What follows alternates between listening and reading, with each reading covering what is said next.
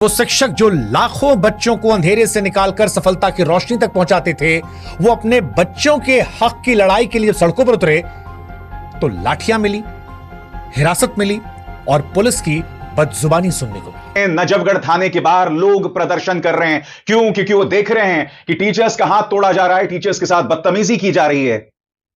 अपनी जिम्मेदारी कोई नहीं तय कर रहा है। हजारों अभ्यर्थियों और शिक्षक दिल्ली चलो आंदोलन के तहत दिल्ली के जंतर मंतर और कई और इलाकों पर प्रदर्शन करने पहुंचे, न्याय की मांग कर रहे थे। लेकिन इस न्याय की मांग के बीच में इन्हें लाठियां, गिरफ्तारी और इनके गुरुओं की पिटाई को देखना पड़ा। जो शिक्षक अपने छात्रों को देश के निर्माण की राह दिखा रहे थे, आज लहूलुहान थे। तमाम teacher, Neetu ma'am, Sanjeev sir, अभिनय शर्मा, उनकी जो तस्वीरें आई वो परेशान करने वाली थी।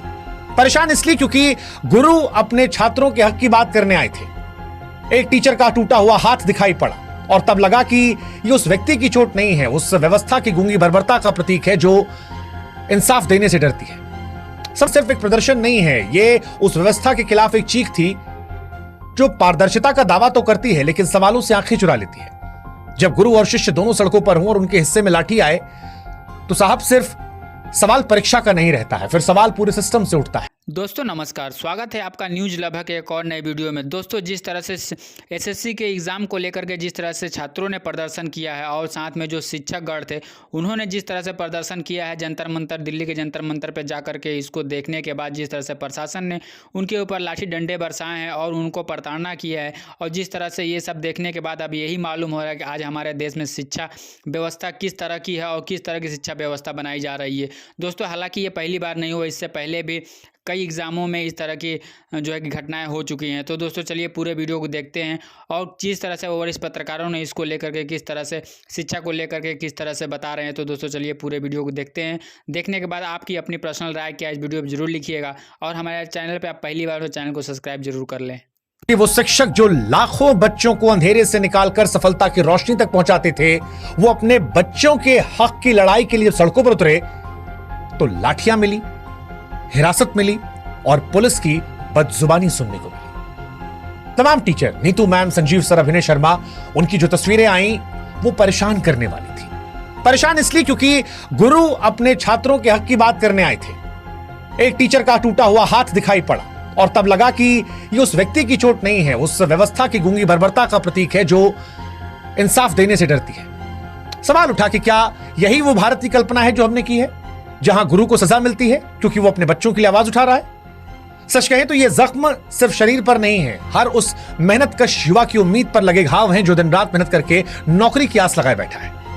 ये हर उस माँ बाप की पीड़ा है जो बच्चे को बेहतर कल देना चाहती है। और इसीलिए हम कह रहे हैं कि ये सिर्फ एक प्रदर्शन नहीं है, ये उस व्यवस्था के खिलाफ एक चीख थी जो पारदर्शिता का दावा तो करती है लेकिन सवालों से आंखें चुरा लेती है। जब गुरु और शिष्य दोनों सड़कों पर हों और उनके हिस्से में लाठी आए तो साहब सिर्फ सवाल परीक्षा का नहीं रहता है, फिर सवाल पूरे सिस्टम से उठता है कि कैसा देश है, कैसा लोकतांत्रिक देश है जहां पर न्याय मांगना, क्योंकि जब शिक्षक और छात्र दोनों इंसाफ की मांग करते लहूलुहान हो तो लड़ाई सिर्फ उनकी नहीं होती है, लड़ाई पूरे समाज की होती है। और आज इसीलिए एसएससी सीजीएल विवाद पर जब उम्मीदें टूटी तो हमें लगा कि आइए इनका साथ दे एक बेहतर भविष्य के लिए। एसएससी सीजीएल का विवाद क्या है वो आपको समझाते हैं। दरअसल एसएससी यानी स्टाफ सिलेक्शन कमीशन की सीजीएल परीक्षा हर साल करोड़ों युवाओं के लिए सरकारी नौकरी की उम्मीद लेकर आती है।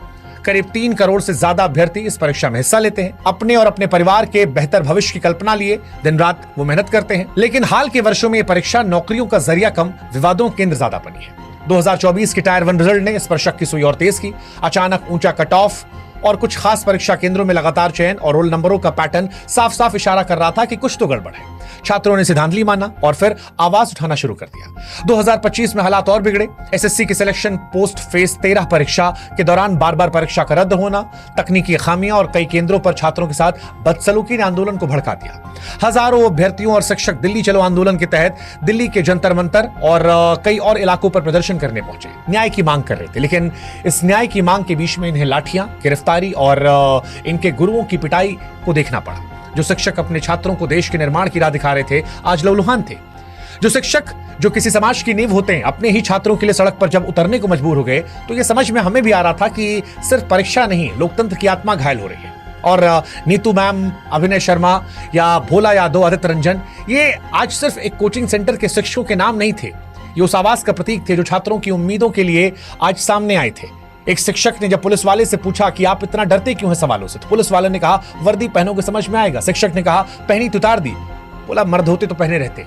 इस तरह के शब्दों का चयन शिक्षक को लेकर मर्दानगी का जिक्र करना, समझ नहीं आ रहा था कि किसे बचाया जा रहा है, किसे छिपाया जा रहा है, क्योंकि हक की बात करना कहां से गलत हो जाता है। वो पुलिस वाला भी जो नौकरी कर रहा है उसे भी किसी ने पढ़ाया होगा, और क्या बात रखने के लिए डंडा पड़ेगा।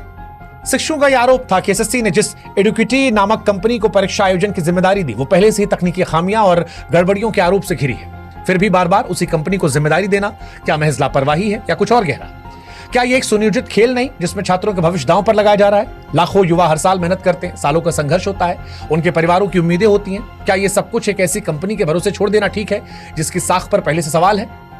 अभ्यर्थी कई मांग कर रहे हैं। एसएससी सीजीएल अभ्यर्थियों ने अपनी मांगों को स्पष्ट किया।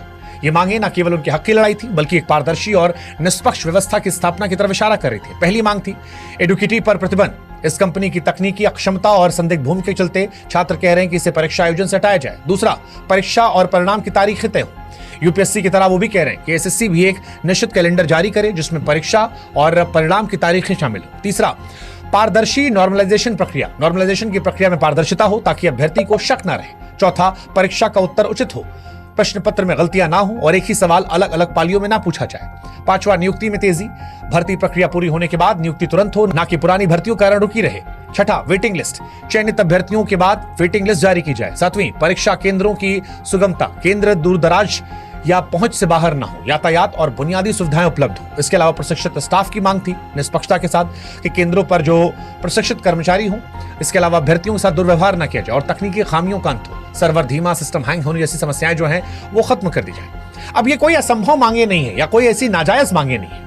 ये एक ऐसी व्यवस्था की मांग है जो निष्पक्ष, पारदर्शी और अभ्यर्थियों के प्रति जवाबदेह हो। हर कुछ सालों में जब एसएससी का नाम बार बार विवादों में आता है, धांधली के जरिए, पेपर लीक के जरिए अभ्यर्थियों का भरोसा टूटता है, तो फिर ये मांगे नाजायज नहीं लगती हैं। 2017-18 में जब लाखों युवाओं ने पेपर लीक के खिलाफ सड़कों पर आवाज उठाई थी, तब कहा गया था कि सीबीआई जांच होगी, सुधार होंगे, लेकिन हुआ कुछ नहीं। वही ढाक के 3 बार, ना कोई जवाबदेही तय हुई, ना व्यवस्था बदली। और अब जब 2024 में फिर वही कहानी सामने आई तो छात्रों को झटका लगा और इसी वजह से ये छात्र जो हैं ये खुलकर निकलकर सामने आए। लाखों अभ्यर्थी समझ ही नहीं पाए पिछली बार कि चयन से चूक कैसे गए या किसी और की सेटिंग कैसे उन्हें आगे निकाल गई। 2025 में हालात बेकाबू हैं, छात्र फिर परेशान हैं और इसी वजह से जब तकनीकी खराबियां नहीं कम हो रही, परीक्षा केंद्रों पर बदइंतजामियां नहीं रुक रही, छात्रों का भरोसा टूट रहा है, तब छात्र शिक्षकों के साथ सड़कों पर उतरे थे।